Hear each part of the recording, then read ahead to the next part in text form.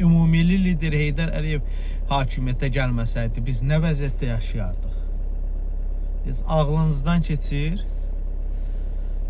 bir çoxu nə gəldi danışır. Hakimiyyətə gəlişindən sonra ateşkəs elan olundu, bilirsiniz, 94-cü ilin may ayında. Və bugün onun sayəsində, onun siyasətinin nəticəsidir ki, bugün torpaqlarımız işğaldan azad olub. Bugün bu ölkədə rahat, sakit, gözəl yaşayırıq. Ümumiyyətlə, bir dövləti qoruyub saxlamaq üçün onun ilk öncə ordusu olmalıdır. Qıraq qonşu dövlətlərdən ilk öncə vətəni qorumaq üçün, dövlətimizi qorumaq üçün.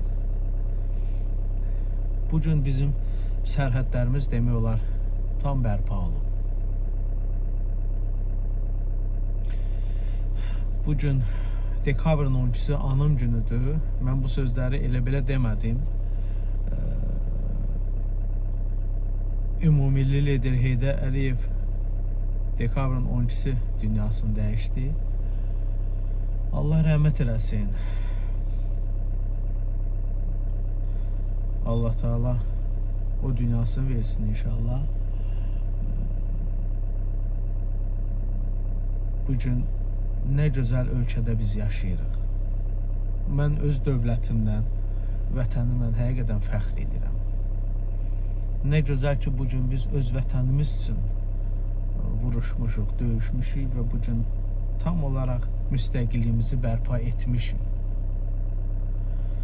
Ali Baş Komandan, Ümummilli lider Heydər Əliyevin oğlu, Ali Baş Komandan İlham Əliyev siyasi arenada öz sözünü dedisə, bizlər də Azərbaycan ordusu döyüş meydanında öz sözünü dedi. Bu iki güc bugün bizə qələbəni, bugün bizə qələbəyə gətirib çıxartdı. Bir də Allah rəhmət eləsin.